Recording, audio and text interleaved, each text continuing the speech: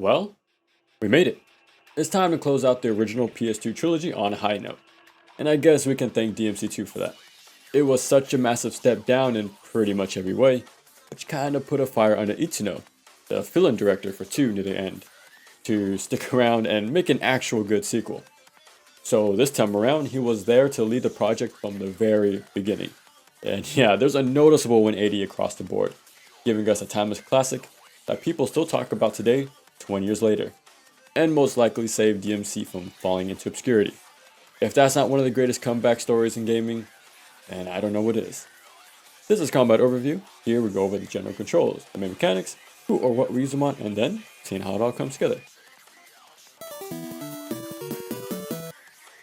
We're finally back to DMC1's style of attacks. So whatever DMC2 was trying to do, it's been completely dropped. But yeah, we should be very familiar with this by now. Got our standard 3-hit combo that I knocked down. Luckily, delays made a return too. Instead of it being after the second hit, like in 1, delay combos branch off after the first attack now, doing this little crowd control swing. Now that's not all because they added mash enders after these delays. So if we mash attack during that route, we'll get million stab. Same rules apply from 1. It's great to mix things up, does solid damage, pretty good if you can get a little crowd caught inside, but it requires a bit of setup, so use at your own risk. But yeah, a held attack was added to our sword as well, so it's not just for the gauntlets anymore. Honestly, in my many playthroughs I went through in the past, and the other 30 hours I played for this video, this move has never been used. This clip is my first time actually trying it, to tell you the truth. I feel like it just takes too long to really use in a reliable way. Gotta let it charge, which means you can't attack because once you do, it'll cancel it. Then you need to let this whole animation play out before it can even be tossed out. Plus you're swapping weapons pretty often too, so that also prevents the charge from actually building up. So yeah, I guess your best bet is to charge it while doing other actions, but from my experience, you're probably not going to be missing much if you never buy this. Next up, our directional attacks are still here when locked on. Stinger to close the gap and send enemies flying, the crowd control. And high time to reposition enemies or yourself while in combat. Has the tap and held version still to either stay grounded or to fly up with them. Can extend combos with guns, or use an aerial attack, which again is usually a one and done ender, to get yourself back to the ground in no time. Again, we're back to the solid fundamentals of 1. Everything is responsive, effective, and just feels fun to use again. Now in DMC 1 and 2, you will get new weapons just by going through the game as pickups, but here in 3, it works more like Mega Man. So after defeating certain bosses, you're given a weapon, which is usually based around their theme, and even has some of those boss attacks to use for ourselves now. I liked how 1 did things, but I'm a big fan of using more classic action game tropes, so I approve of this change.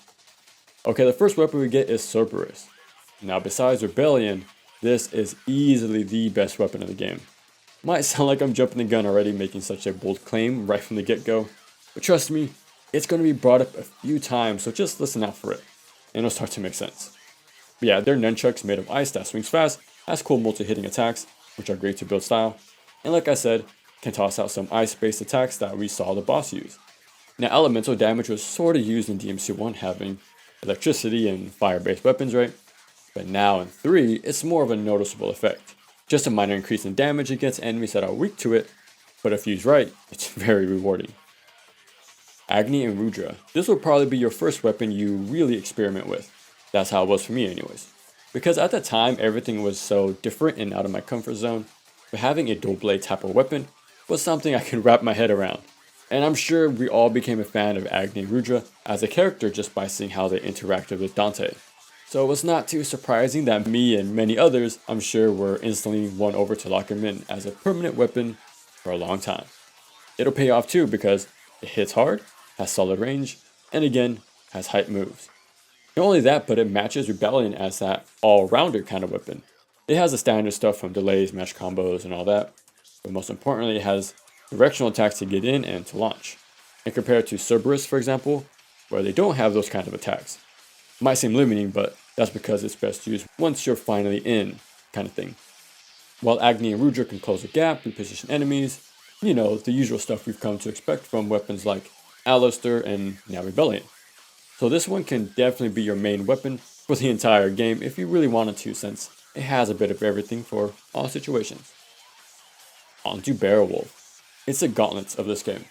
And similar to DMC1, its main mechanic are those held attacks. but it's given delays and mash combos too. Now it's similar to Cerberus at being that up close and personal weapon, so it's best used once you're in with the help of those starter weapons like Rebellion or Agni and Rudra. Okay, I think this is the perfect time to bring up enemy step. When you're doing an aerial attack or combo with something like Swordmaster, if you're close enough, specifically their head, hurtbox, and jump, you'll perform an enemy step, pretty much an aerial version of jump cancels. It's a way to cancel your current mid-air action with a jump to reposition. Can never go wrong with that. You don't have to use it defensively though, and that's because you can chain these. Aerial attack, cancel into another aerial attack, cancel, and repeat. Now I'm sure you can guess why this is pretty strong for a few reasons. It allows you to cancel moves that are normally uncancelable, can repeat that same attack or combo into another aerial attack. And yeah, it helps extend airborne combos longer than intended. And with airborne attacks doing more damage than grounded ones, it becomes pretty clear why it's powerful since you'll be able to dish out massive damage. Now as neat as it is to use it this way, it's not practical for most levels of play. Yeah, the window is pretty strict, making it tricky for many to pull off, but it's mainly here just to maximize your damage output in a short period of time. And with the balancing of DMD in this game, it's no wonder why you'll see this tech used a lot to get rid of those new bloated health bars as quick as possible. So instead of wasting time trying to nail these, it's probably best to just do weapon swap cancels. And lastly, Nevin. For years it's been that weapon you hear about on just how cool it was, but we just didn't really have a clear idea on how to use it.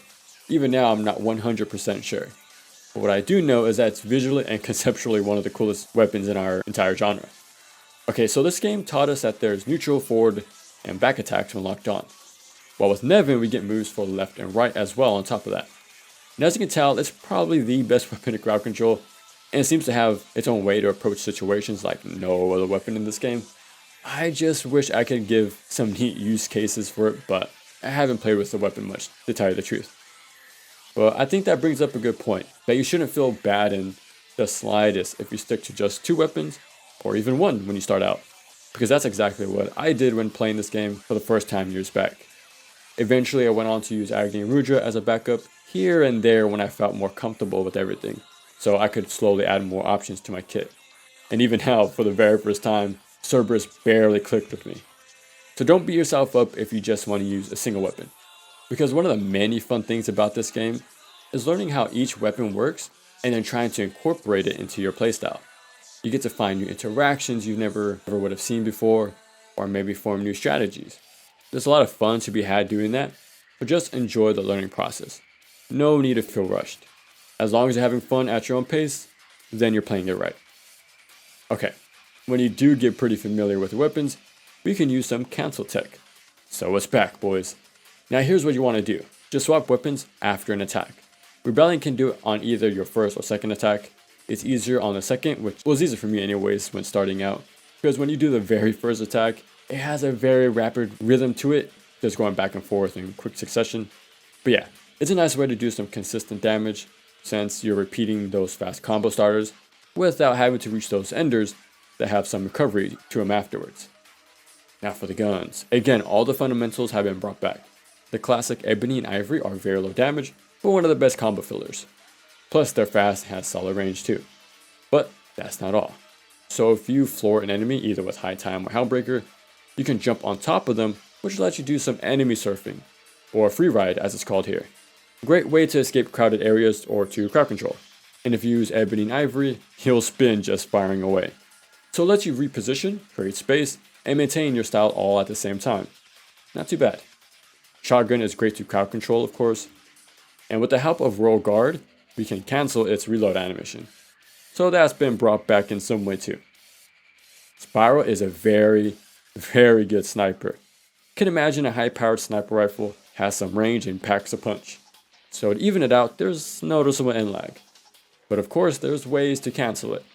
Royal Guard is one way, but we can do something very similar just by switching weapons on the fly. It's like Contra's weapon swap cancels in that way, lets you skip over recovery while firing your second gun even sooner, which lets you increase your damage output by a good bit. It's a grounded only weapon, so it has its limits, but it's still great to shave off extra health from a boss during those little openings when there's downtime, or to get rid of those far off enemies. we're just going to skip over Artemis. I'm sorry to everyone who's fans of it out there, but just like Nightmare Beta and 1, it's not too useful to me for my sort of playstyle. Guess it won't be too surprising if I told you I play 0 over X any day of the week. Okay, now for the final gun, Kalina Ann. So where Spiral is great for a single target, especially bosses, Kalina Ann is great for crowds. Its travel distance is shorter, and fire rate is slower in comparison. But it can still be cancelled, and they both stagger pretty well too. Yeah, I usually lock in Ebony and Ivory, and rotate between Kalina Ann and Spiral since they're really good. So, try them out if you can. Onto defenses. You're still invulnerable on the way up when you jump. So if you play DMC1 quite a lot, you'll do just fine. And if you haven't played 1, well, don't be afraid to use it because it's leagues better than before. And that's because it has more iframes this time around. And of course, jump cancels make this even easier to use in a pinch. So better be ready to do this a lot because you're gonna need it. Now rolls on the other hand have been put aside. They're still here, but it's the last defensive option you'll pick when compared to everything else. Jumps can be used at any time. Styles, which we're going to look at in a bit, are way more useful because of their versatility. So in comparison, rolls just can't compete. I probably used it once, maybe twice in my normal run, and exactly 0 times after that in my many repeat runs as I took on higher difficulties. So yeah, you're not missing out on much if you don't use it. Clash parries are still here too, but it's extremely niche. Again, it won't be a common go-to option like Kingdom Hearts 1. You can time your attacks to Clash parry vanguards and one other boss, but other than that, it's mainly put here for the enemies, believe it or not, because they'll be the ones to use this against you, quite a lot too. Think how enemies in Kingdom Hearts 1 or DMC1 would parry your attacks mid-combo and follow up with a counterattack, which is something we still see today with something like Sekiro and Rise of the Ronin. So we should be used to this by now. Looking at the HUD, green is health, can upgrade it by buying blue orbs, finding shards by doing some platforming, or doing secret missions. These are a lot better than 2, I can tell you that much. They're back to 1 giving us some fun little side objectives. Of course some are combat focused, but there's some that are about platforming, movement while in DT, light puzzles, so these give you different enough ways to interact with the game, which I like to see. Beneath that, these yellow orbs are for our DT. You still need 3 in order to go into it. Heals over time, gives hyper armor, you know the usual. And just like before, you gain meter by taking damage and dealing damage, as well as taunting. Yeah, we got it back. Okay, we're not done yet with our DT, because there's some neat little details to mention. So similar to DMC1, your Devil Trigger form visually will change depending on the weapon. Well, that's also been brought back. Now, it's not just for cosmetic purposes, because every weapon gives their own buff while on DT.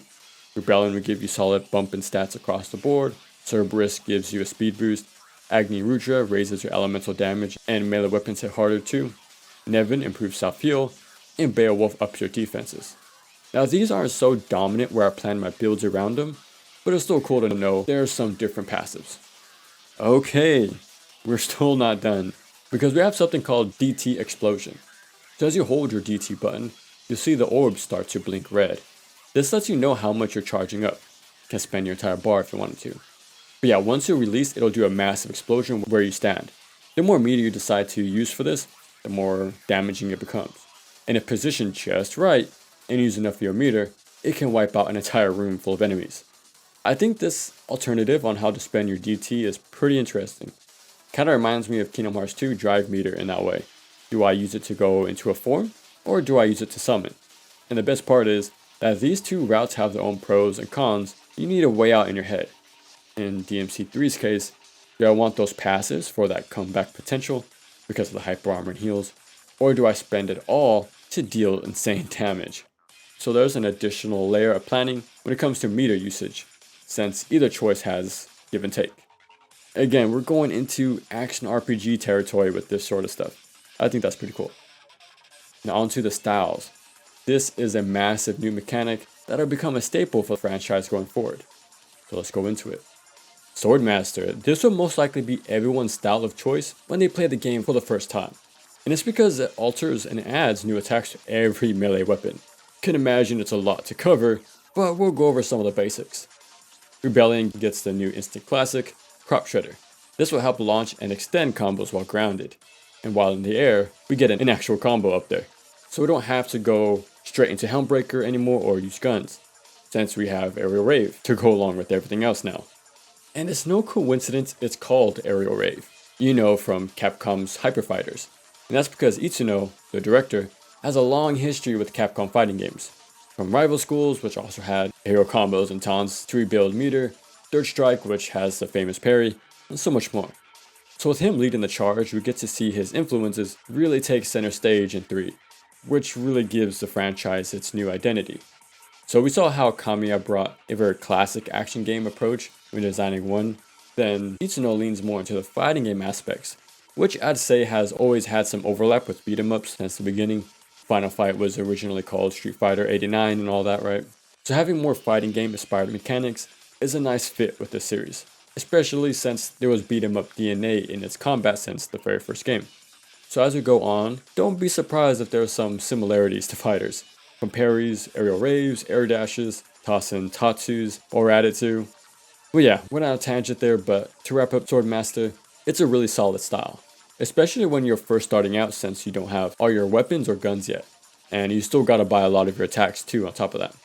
But Swordmaster is great to help build and maintain style, to gain red orbs early on when you don't have many options available to you. So these extra moves we're given will ease up on the stress if trying to add variety to our plays. But once you go through the game a few times and really get settled in to your favorite setup, having unlocked everything, Swordmaster begins to fall off for a while. For me it did anyways. Now Gunslinger is Swordmaster but for guns. I admit I never used this at all, because if I had the choice between more melee attacks, an iframe dash for quick movement, or a skill based parry, yeah, Gunslinger kinda gets left behind. But it has cool moves like Twosome Time, Rainstorm, can use a shotgun like Nunchucks, Sniper fires really damaging bullets to ricochet, hitting multiple enemies, and so on. It's a fun style, giving you more ways to extend and maintain that style meter, as they all do. But again, it's just a really hard sell to make when there's 3 other really awesome styles. Plus, we just got off playing DMC2 recently, so yeah, I'm sure the last thing we want to do is rely on our sidearms any more than we have to. On to my favorite style, Trickster. Gives you this fully invulnerable dash step, even an air dash. It's a really great way to move in and out either for defensive or offensive plays. And it can be a substitute if jumping is a bit too tricky to use consistently, but even if you are pretty comfortable with it, the dash is just too useful, especially against bosses. Also, if you like the idea of all the acrobatic stuff we saw in 2, well, this style brings it back while running it all. It even has complete iframes as you're going along. Now, even though Trickster is my most used style, I never use that wall run sadly, and that's because most rooms are pretty flat. So the chances of you hugging a wall to use this in a smart way is pretty slim. But yeah, other than that, it makes it very easy to go from enemy to enemy in no time. Not just for defensive plays, but to keep up the pressure as well. Which is great about all these styles really. They're used to build and maintain that style rating in your preferred way. Lastly, Royal Guard. This can parry anything and everything. And if perfectly timed, you'll take 0 damage. You'll take chip damage if you're too early, but hey, can act as our very first block in the series, which is still wild to think about. The nice thing is, it covers you entirely, so it'll snap you to whatever's attacking you. But since it cancels actions, that means we can use this for loops, giving us another way to repeat those earlier combo starters. Now if Royal Guard timing is a bit strict, there's some useful tech to make it easier. The most useful one is to jump, then Royal Guard. Rolling into Royal Guard works too, but since rolling is very rare, so is the setup. But yeah, this works because we're basically giving ourselves a larger window to connect it, using those iframes of our jump as some extra wiggle room to chain into parry, since it'll come out exactly when our jump invulnerability ends. So with each successful guard, you'll build rage. It's this meter on the left of your health, and each time you fill it up, it'll build up these charges. These don't slowly reset or anything, they'll stay stocked until you want to use release, which cashes out everything you have stored up on a single enemy. To do this, you have to move the left thumbstick towards the enemy as you Royal Guard. Think Batman Arkham Knight or Revengeance. But yeah, similar to DT Explosion, the more charges you have, the stronger the release. So in neutral, this will do solid amount of damage, but if you release on a correct parry timing, it'll do a perfect release instead, which does even more damage. As you can tell, it's a very multi-purpose stance. It can cancel your attacks, it can roll guard everything in the game, and then convert that into charges to deal massive damage. Yeah, safe to say it's definitely a late game sort of style for you to flex your knowledge and timing against the entire game, since it does it all, right? Which is pretty true for all the styles, really. Swordmaster and Gunslinger represent offense is a good defense, while Trickster and Royal Guard go for that good defense is a good offense. So they're all very unique, giving you multiple answers to deal with a wide range of situations, letting you form your own playstyles. And all around, they're just effective at what they do, and that's to build and maintain that style meter. Just keep in mind you're locked into a single style. You need to change it at the shop or before the mission begins. Because of that, I found myself using a single style for a long time when I first played the game, and if I wanted to experiment and use another one, I'd have to start from square one again and level it up. Again, another similarity to Kingdom Hearts Drive Forms or even Rise of the Ronin 2 in a way. So yeah, I won't blame you if you find it difficult to try the other ones out. I kinda wish we could dump red orbs into a style to level it up that way too. Think of Onimusha Warlords when leveling up those cores. Think it could have been a nice alternative to make this jump between trying new styles a bit more smooth and less grindy. But with the exclusive Switch version, you can swap between every style and every weapon on the fly. Now you can use any tool whenever the situation calls for it. So if you never played this version of the game, I'd say it's worth checking out. Now we don't have all these new weapons, extra attacks, and the added styles just for the sake of having them. They're all here to flesh out the style rating system by quite a bit. In 1 and obviously 2, it was there, but it wasn't really this major thing just yet. But here in 3, it's been promoted to a larger role in the moment-to-moment gameplay. More than most give it credit, I'll say. So the style meter this time around is more on the strict side, but it's balanced around that idea and pretty well too. But compared to the past games, we have tons more options to choose from now to get the job done. Because of that, the game made the process of building and maintaining our rating more demanding, which puts a lot more agency on you, the player, to figure out how you're going to go about doing that. So we have this immediate feedback loop, showing us how good or efficient we're playing in every fight, starting with low ranks and watching it build in real time. Now it's one thing to get those S ranks, but how are we going to maintain it from then on? Well, we need to stay consistent and push your advantage when you can, but don't go off the deep end mashing either, right? You need to be able to read the room, see what enemies are where, and be familiar with the patterns, so you can approach the situation the best you can with strategies based around your custom build. All of this goes to crafting this constant balance of risk versus reward. Might take a few runs, but that's always the fun of arcade games. You can pick up and play and feel those micro improvements every time. And that right there is what makes this new direction for its combat so great.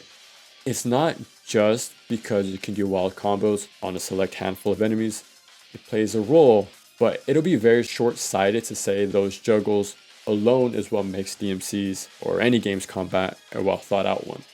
If that's the case, then Z2 Chaos would be the best combat system ever made because it has insane level of combo potential, while an all-time classic like Onimusha Warlords would be considered a trash heap, even though its mechanics were so ahead of its time, basically laying the foundation for many future combat systems going forward. But so what? Since I can't lift an enemy off the floor, well, it's not worth the recognition. See, that doesn't sound too right. Now the reason why I bring this up is because I feel like the spectacle of combos and overall flashiness is starting to outshine everything else that goes into our games, especially DMC. Because if you're not careful and only praise the combos, this fascination would get us another Dawn of Dreams or Kingdom Hearts 3, where they'll dumb down the franchise, stripping away any and all layered decision making those games brought, just so they can hand players the final result with no consideration of other factors. Because that's all we care about, right? Who cares about the context surrounding it? Just show me flashy moves that require no thought or effort, because DMC is nothing but a combo simulator, right? Kingdom Hearts is just a math simulator, right? Onimusha is just an Isen simulator, right? Enemy knowledge doesn't matter, resource management doesn't matter, crowd control doesn't matter, and so much more just doesn't matter. Let's remove all intricate design so we can skip player involvement to give them what they like about these games, and that's the acrobatic light show. Yeah, we've seen this thought process happen before with Kingdom Hearts 3, where they prioritized the flash of it all that required no skill, no planning, no precision, just no kind of mastery on your end. And look what happened. It became so simple. The 20-year-old first game that started it all outclassed the most recent title in every single way possible.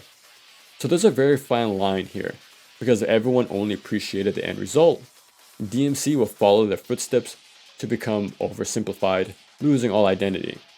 It won't be too hard either, because with just 1 or 2 tweaks, DMC can be like Z2 Chaos, where we have over-the-top options. Why? What's the end goal? Enemies don't fight back, no rating system to push you to aim higher, and no risk reward to maintain it. I know I said a lot there, but I just want people to understand that DMC going forward is about its style meter more than anything else, because it gave purpose to the combos and having this wide array of moves. It doesn't have it just to have it. There's actually a lot there surrounding it to give importance, and it all starts from the style meter. That's what I want us to give props to. Combos play an important part in that for sure, but it's elevated because of the style system and how we play around it. Since higher ratings reward you with more orbs, which means more moves, which means more opportunity to grow your rating, which incentivizes experimentation. It all encourages you to become masters of your tools and what they're capable of. But most importantly, we have enemies that actually fight back and have their own ways to put a roadblock in your game plan to grow and maintain a high rating. So there are no pushovers. They present real challenge to force adaptation. And I didn't even mention using styles like Swordmaster and Royal Guard to let us figure that out in our preferred way, right? See, that's the context I mentioned earlier. Because without it, DMC runs the risk of becoming a simple combo simulator against cannon fodder enemies. And that's the last thing we want to see. When it comes to enemies, we take on the 7 hells. These are all the grunts, but each represent a deadly sin, which is a pretty classic trope in our genre. The first one we encounter is Pride, easily manipulated like the marionettes. Just keep an eye out for their very wide windup. Envy, these show up very rarely, mainly in a boss fight we'll see in a bit, but yeah, they're a lot more sturdy because they can't be juggled. Wrath, you shouldn't attack them with your melee weapon since you'll just bounce off. Instead, shoot them, and since they explode you can use that to your advantage to clear a room. Sloth, these guys teleport all over the place, but are still launchable like Prides. Just know when they kind of scrunch up and then yell, their next teleport will have an attack waiting for you as soon as they reappear. Greed is another sturdy enemy and should be top priority. That's because they'll spawn in more enemies if you leave them be. So you gotta get in there sooner rather than later. Just be careful because they're very tanky and have hyper armor. So you gotta respect their 2 swings and even the slam down is an attack. But since they don't go flying in any direction, they're pretty easy targets to use swap cancels with your weapons and guns to dish out consistent damage. Gluttony is in the same boat as Pride and Sloth. They don't show up a lot either, but when they jump back, watch out because they're about to cough on you. Kinda rude. And lastly, Lust. They're a lot more evasive than any of these, but their attacks won't be random. So when you see them backflip, they'll lunge towards you soon after. Now Abyss aren't a part of these 7, but might as well be, because they're kinda like Lust in that very fast and agile way. So yeah, if you send them away, which happens after Enders or a Stinger for example, they'll quickly lunge towards you as soon as they recover. So always keep that in mind. And also, they're weak to ice. Now apparently there's this sort of fear or intimidation mechanic with these guys. So if you take out a powerful enemy or their buddies really quick, that'll get them to back off for a moment. It's not something you can rely on, but it's still pretty interesting. But if you want to play something that does use this concept a lot more, play Rise of the Ronin. It's actually a core mechanic in that game. Blood gargoyles are sort of like shadows from 1, and that you shouldn't swing your weapons around them because those melee attacks will only have them split in 2.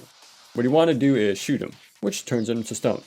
Pistols work of course, but shotgun does this in a single shot pretty much, and from there you get your chance to hurt them. Soul Eaters are pretty gimmicky, but they're fine. Just don't look at them. That's it. They're very similar to Booze and Mario honestly. Turn your back, wait for them to appear, and then fire away. Spiral and Kalina Ann works best from what I can tell. Enigmas. They shoot arrows at you, either at an arc or just straightforward shots. I try my best to stinger and wail on them. Cerberus works pretty well too once you're close enough. Dullahan. Okay, I know this is going to be an unpopular take to have, but I like these guys. Not only do they have a really cool look, they have cool patterns too. It's a mix of Medusa heads and shield attackers. Comes off as a very classic type of enemy because of that. So as you can tell, it has a giant shield that's also a spinning blade. Attacking it from the front won't do much at all, but there's a gem on its back, and that's where we want to get to. Thing is though, they're going to make us work for it. So I kind of approach them the same way as shadows. I'll stay in that mid-range and taunt or shoot at them. You'll notice they'll lower to the ground before charging you. Now in that moment, you can jump over them, which lets you finish the job with little to no hassle. But if you decide to jump over them in neutral, they'll anti-air you, which is pretty funny. And if you try to walk around them, you need to watch out for those blades hitting you too. Like I said, they're a very classic action game enemy, which is why I like it so much. But my guess as to why people don't care for them, like I do, is because they limit you. They bring this scenario that says, hey, you can't mash attacks on me, you need to think about your positioning and know when to move in. It's no different from Shadows or Sin Scissors in a way, or even Phantom, right? They taught us that we can't just attack wildly and get rewarded for it. A well thought out enemy will make this a bit of a challenge so we can form a new strategy that no other enemy asks us to make. And they don't stop there either. They use our patterns and recontextualize it by combining it with stage hazards, which creates a whole new unique encounter. See, that's just some classic action game stuff that I always appreciate. That's how enemies should be designed. But yeah, this is a perfect example of some of us getting the wrong impression on DMC a bit. And that's how these games are meant to be juggle simulators. They never were. Because if you think about it, most enemies in both 1 and 3 can't be juggled. In this game alone, only I think 6 enemies out of the 20 something can be launched. Even bosses can be juggled. So aerial combos were never the main intention or goal of these games. It's a useful tool depending on the situation, of course, to either reposition enemies or yourself around a fight, or to extend your punish a bit further on launchable enemies since they're defenseless up there. But other than those small handful of enemies, DMC3's combat wasn't designed around launchers and juggles. It was designed around the style meter. But yeah, next up, arachnids. These guys also have a ton of hyper armor. So as you're attacking them, you need to really keep an eye out for their specific tells. And luckily, there's very clear visual and audio cues for us to pick up on. If they lean back, they'll swipe at you, so just jump. And if they let out a cry and lean forward, they're about to lunge towards you. They also counter your attack mid-combo similar to Fetish in DMC1, and they'll do that same lunge attack, so be ready to react in time. Now if you use Agni and Rudra against them, it'll do extra damage since they're weak to fire. And if you kill them with this weapon, they won't spawn their little spider babies to attack you afterwards. The Fallen. Okay, I wish I can give you guys some neat little info on how to deal with these guys, or how they're well designed in any way, because sadly, I think this is our first bad enemy of the franchise. So flying enemies in the past weren't a problem. In DMC1 we had a similar enemy called the Death Scissors. This helps split her away and do some rolls when they attack you, and repeat. Pretty cool fight because they kept approaching you and had clear openings. And even the weaker Sin Scissors worked well too. They could go in out of walls too, but more times than not they actually went up and fought you. Not only that, but we also had the critical hit system to make these fights go by a lot quicker before they could even get to that point of being annoying. But Fallen don't have anything that made those enemies so fun. Gotta break their guard, which is similar, but once they're exposed, it's very difficult to get a clean hit on them, and that's because they don't approach. So we're not really giving a chance to read a pattern of theirs and punish it. All the fights are chasing them down and waiting. It's reaching that DMC2 level enemy design. They only attack once you're close, and they don't want to approach. And they really challenge your passive tactics. Which means, yeah, most times you'll resort to shooting at them. Kinda wish they just copy and pasted Death Scissors from 1 instead, but what can you do? Chess pieces are a really clever set of enemies. We have pawns that do this cross slash attack, knights that do these diagonal swipes and will dive on top of you, rooks that'll shoot beams in 4 directions, and bishops that are kind of this mage enemy, summoning these flames around them that actually hurt you if you stand around mashing, so be ready to dodge those. And oh yeah, they heal nearby enemies too.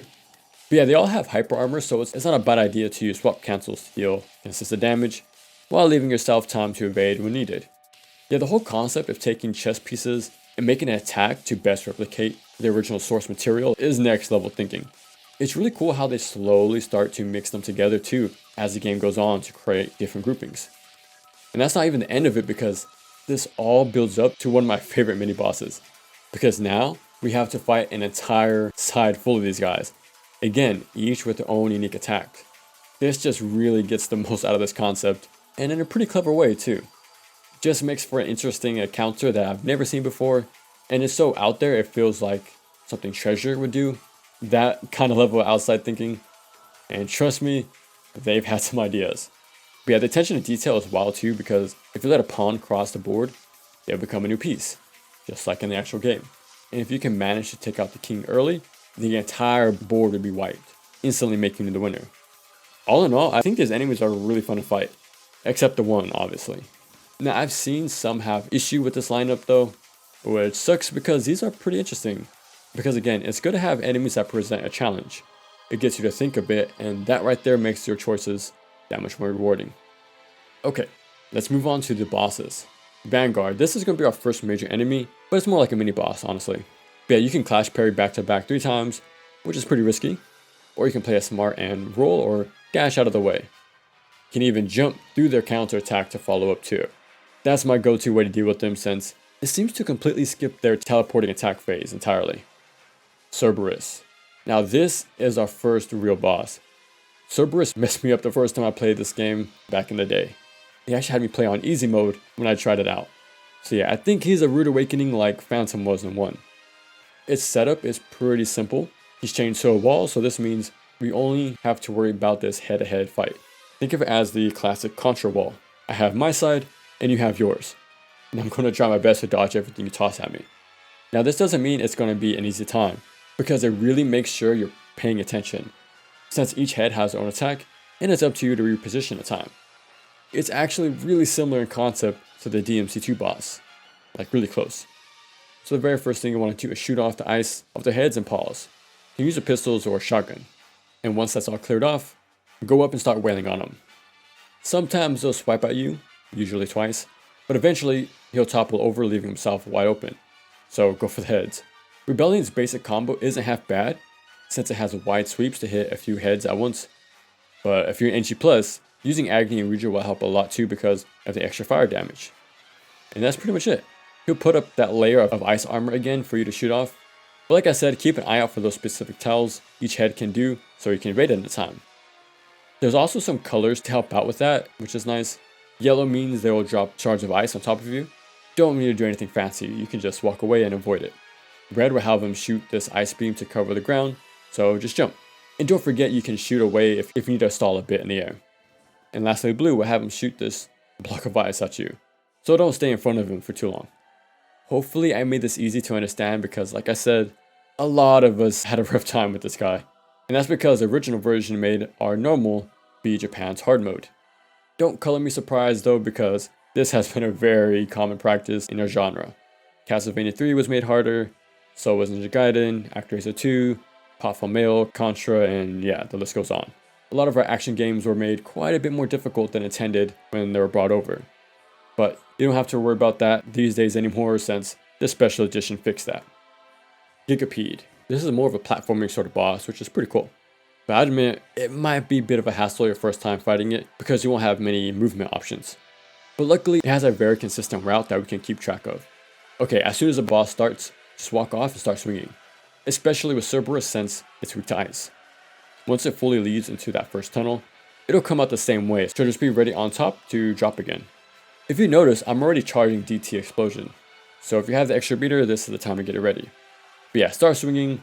Its head is its weak spot too if you want to deal more damage, but just keep at it until it kicks you off. And again, just meet it where it left and jump back on. After this, I have no idea where it goes, but I usually just set up where the fight began and wait for the cycle to restart. Jester. This is going to be a reoccurring mini boss throughout the game. Well, the first time it's mandatory, but the rest are optional.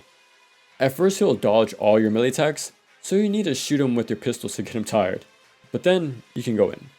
Now after this, he'll go into the shield while he tosses out waves of different orbs for you to reposition around.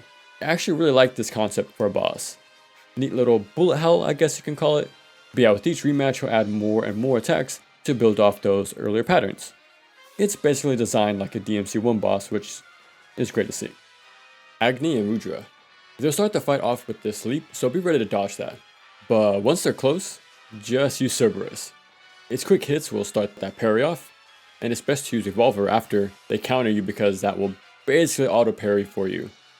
And the fact it's a multi-hit attack with large enough reach, both in front and behind you, it means you can parry both of them at once if you need to.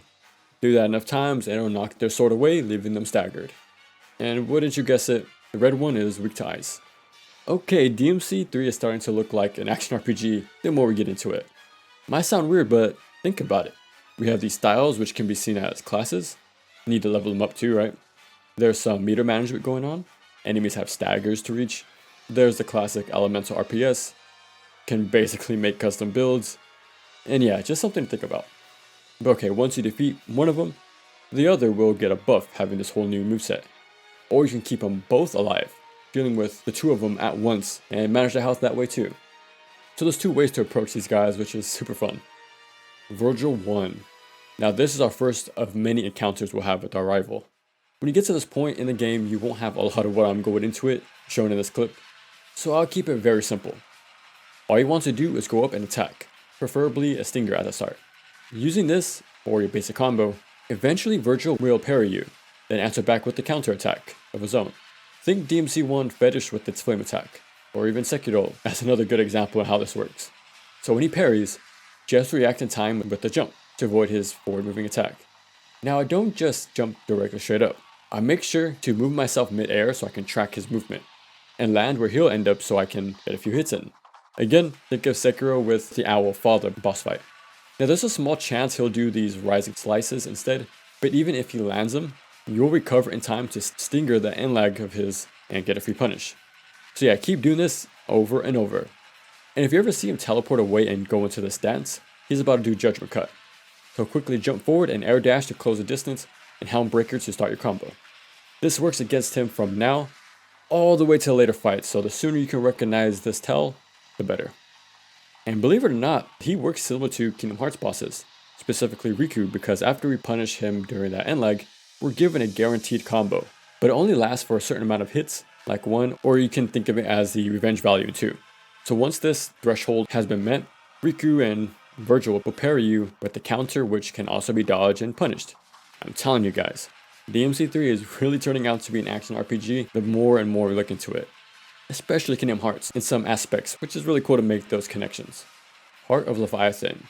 Okay, so you need to attack either one of these hacks. Swordmaster and mid-air weapon cancels do pretty well. Lets you avoid all those enemies below you, so you can just deal damage with little interruption. But even regular weapon cancels work just fine too while on the ground. Just gotta keep an eye out for those enemies around you, because they'll slowly march towards you as a crowd. And once you killed one of these, you'll expose the real weak spot in the middle to do actual damage. Same idea. Any form of weapon cancels would do, and it won't hurt to get DT Explosion ready for this moment too. Afterwards, it'll fire off these sweeping beams for you to jump over, but after that, they'll go back into hiding and then it's time to repeat the process. Nevin. She's a very fun projectile heavy boss. And I don't know what it is, but something about her delivery.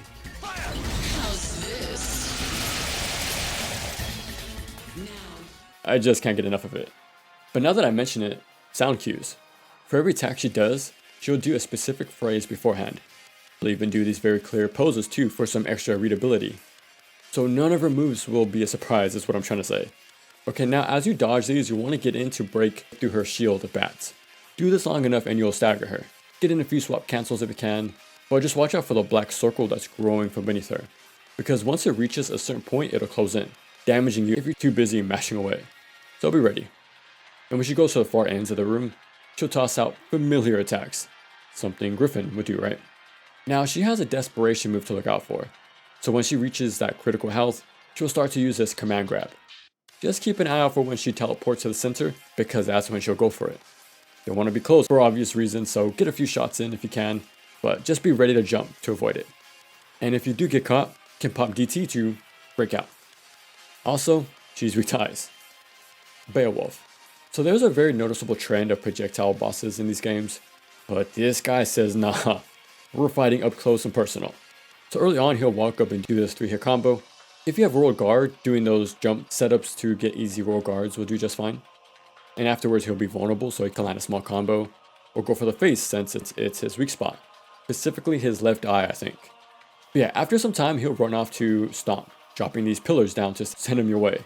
You can roll guard these, Trickster away, but if you have Swordmaster, you can do Sword Pierce to reflect it back, dealing a bit of damage. And if you have Cerberus to go with this Swordmaster setup, you can use Ice Age to create this ice barrier that will protect you from the up-close explosive punch. Garyon? If I sound confused, it's because I am. Not sure if that's how you say it, but we'll just go with that. Anyways, you're basically playing a game of Joust at the start. Now you don't have to do this, but if you can time a Helm Breaker just right, you'll stop him right in the tracks for you to land a few hits. It's tricky, so don't worry about it too much if it's a bit much to do your first time. But yeah, this beginning portion doesn't last too long. You mainly want to jump over and Helm Breaker the carriage, and toss in some spiral cancels to help speed up the process too. After this, we get this spacious arena. They'll hug the wall and shoot arrows at you, but as long as you stay on the move, they'll never reach you. And that'll be done either way because we want to move towards it head on, so we can jump over and land on the carriage like before. Land a few hits while you're up here, but just don't stay on for too long because you'll be damaged after a while. Now once it resets itself in the middle, it'll stomp to send out these fire attacks at you. Jump over both and line yourself up to Helm Breaker the head again, or that top wall. Then repeat the process. Pretty fun movement boss with a bit of platforming and projectiles tossed in there too, and of course, it's weak to ice. Virgil 2. This time around, he's using gauntlets against us, so it's going to be a bit of a different fight. Well, it's pretty much the same. Attack, attack, attack, until he parries you. But this time he'll jump high up and then dive kick. Looks pretty familiar. But yeah, similar to DMC1, time your jump after clash to iframe through his dive kick, then Helm Breaker to punish. Now after a while he'll go into his own devil trigger. It works similar to ours, so you can't mash around him because of the hyper armor and all that, even heals over time. You can wait it out, but it can take a while. Now if you can manage it, you can actually knock him out of it a lot sooner by punishing his attacks. Again, like the dive kick. I'll do the same Helm Breaker opener, but since he has hyper armor, I will short hop and then air dash away as soon as I can to create some space from his next combo. We're chaining some iframes, but it's the safest way to punish him while getting yourself set up for whatever he's about to do afterwards. Keep this up and he'll swap back to Yamato. And hey, it's the same weapon swap animation from DMC1. And that's pretty cool. But yeah, it's what you expect from Virgil 1 for this last bit of the fight. For Lady, she has to rely on her guns and mobility to put up much of a fight. This is kind of a cat and mouse sort of fight. Even when you hit her with certain attacks, she'll get flung pretty far from you, so my best bet is to use swap cancels. We don't reach our enders to send her flying by doing this, so we can just do solid amount of damage before she zips away. And when she does this, she'll land on the shelves or just ready up to fire off a bunch of missiles at you. Just close in as fast as possible and loop away. Doppelganger. It's a very classic boss trope. We've seen this in Kingdom Hearts, of course Legend of Zelda, and you know I gotta mention it, it shows up quite a bit in Castlevania as well. First thing you'll notice is that you can't fight him head on just yet. You gotta hit these covers to expose him to even land some attacks, since he won't take damage otherwise. So you can break all these covers to completely blind the room to get a guaranteed follow-up, or you can break a cover just in time to get in a few early hits. Okay, to do this, I attack a panel twice, wait for him to rush me, then I'll jump to iframe through his attack, and Helm Breaker open up the cover all in one go. And repeat. Keep doing this until they're all open.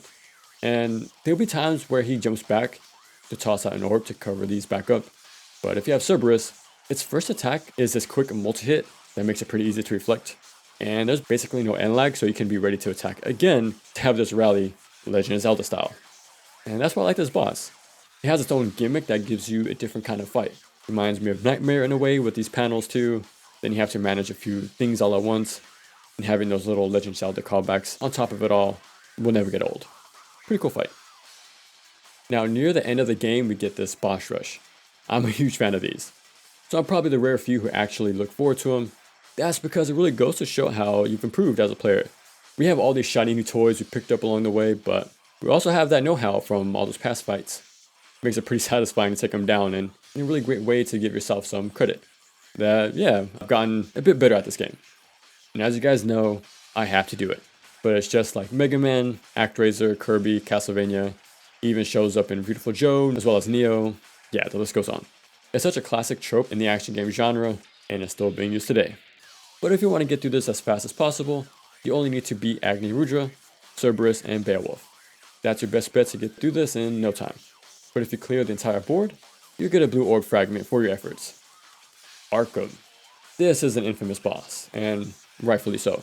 Its first phase is okay enough, does really slow sweeps, and maybe a straight on attack down the middle, tosses out a tracking projectile, then disappear to have these dolphin eel fishes just around you, just blow them up with clean and that's that. Pretty simple. But when we get to phase 2, yeah, this is where this boss gets a bit iffy. That's because we lose our DT, which means we can't use any of the buffs or the explosion. Not only that, but we lose our style button too, since Virgil replaces it. So if you have Trickster or Royal Guard or whatever, well, you can't use any of that side of your kit. Yeah, that's why this boss isn't the best, because it's just a weird choice to take away so much. Arkham's patterns are fine and all to deal with on normal, so you can stick to the basics and do fine. But during my higher level runs, I really had to lean on those holy waters to get by, because it's just too punishing to fight him head on otherwise. But hey, at least we team up with Virgil to hear that classic line. Jackpot. Hold up, doesn't this seem familiar? What other game had us join up with our rival to land the final blow on this jelly-like boss? Makes you wonder. Virgil 3. Now this is what we've been waiting for. Everything we've done has led up to this, the final standoff. It's going to be a lot of what we know. If he counters you, again, it's best to jump soon after. But instead of doing that forward attack, he'll do his own Helmbreaker instead. So, answer back with one of your own. Keep this up and he'll go into DT. But he brought a new combo for us this time around. Sometimes it's used after Clash Parry, or he'll just teleport close enough to use it. But it's the usual, jump to avoid it. But since he ends it with an added stinger, add a double jump this time and then Helmbreaker. So it's not much different than usual. Now I know I make it sound pretty simple, but it's actually an intense back and forth fight. I have my turn and he has his. It really feels like a one-on-one PvP fight at times. And what makes that work so well is because of how consistent it all is.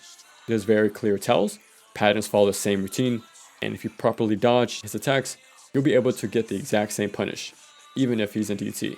And most importantly, he doesn't read inputs. Don't get me wrong, he will punish your mistakes, but it's fair. So if you mash, get greedy, or try to attack when it's not your turn, you'll learn the hard way. But if you're on top of things and can be ready for every single one of his combos and counters, then it becomes one of the most satisfying rival fights in our entire genre. And that's Devil May Cry 3. This is a true sequel, because it really understood what made DMC, DMC. First things first, it still has its Castlevania inspirations. We just need to look at Temminigru, a tower that pops up out of nowhere. It has this sort of hub-like structure, each heading off to different themed areas. Come on now, there's even a room that heavily resembles a clock tower, just like Castlevania. I'm telling you guys, these two have a lot more common than you might think. But yeah, as you explore deeper, you gain more abilities or keys from those puzzles to open up other passages and shortcuts. This all goes to it having this sort of maze-like feel to it all. But it doesn't come off as confusing or cookie cutter, because each area has their own identity, and that's accomplished by focusing on visual variety. Some areas look like they're pulled right out of DMC1, but other areas look futuristic and some otherworldly. So even though we spend the majority of our time in a single setting, revisiting the same rooms, he really made sure to make every area have this distinct feel so they can stand on their own. And when you add different layouts like stage hazards, give them certain enemies in specific areas, and so on, it all comes together to make this place feel fleshed out. And it's pretty cool how the tower morphs and remixes past areas a bit, while adding more advanced enemies too. Not drastically, mainly just closing a single doorway, but it's a nice way to show how everything's progressing. And I feel like this isn't appreciated by the fans as a whole, because to me DMC wouldn't be DMC without a central hub, lock and key progression, sprinkle in puzzles, platforming to mix things up. This has been a large part of the franchise since the beginning, so it's kind of weird to me more of us don't accept that as a core part of its design. There's quite a lot more to these games than just it's combat, you know? Hell, most combat encounters in 3 are completely optional. As I went through the game, I counted how many were actually required and I got 35. And if the game is, let's say, 12 hours, about an hour and a half on bosses, and another hour and a half on cutscenes, leaving us 9 hours to work with. So does that mean every fight is about 15 minutes before we get to a boss and then repeat? No way. Each fight is probably 1 or 3 minutes tops. So there's probably, nearly 2 hours spent in actual combat outside of the boss fights? Okay, my math is most likely way off. I'm just some guy who makes YouTube videos, so don't expect much, but I think you get the point I'm trying to make. And that's, combat is far from being their main focus. It's only one of the many pillars that help build these games. You can't just forget about the rest. Again, I understand its gameplay is the only thing people see, but there's also exploration, platforming, backtracking, a bit of puzzle solving, and some gimmick sections to change it up a bit. That's what DMC is. But if you want to tear those out to focus entirely on combat, then it's safe to assume you missed the point on a lot of what makes this franchise so great. So yeah, with that being said, you guess you know why the phrase, "it's like DMC," gets to me a tiny bit when it's tossed around so much. As a comparison, because most times it's far from the truth. But I get it, it's an extremely popular franchise, and that's many people's baseline to represent our genre.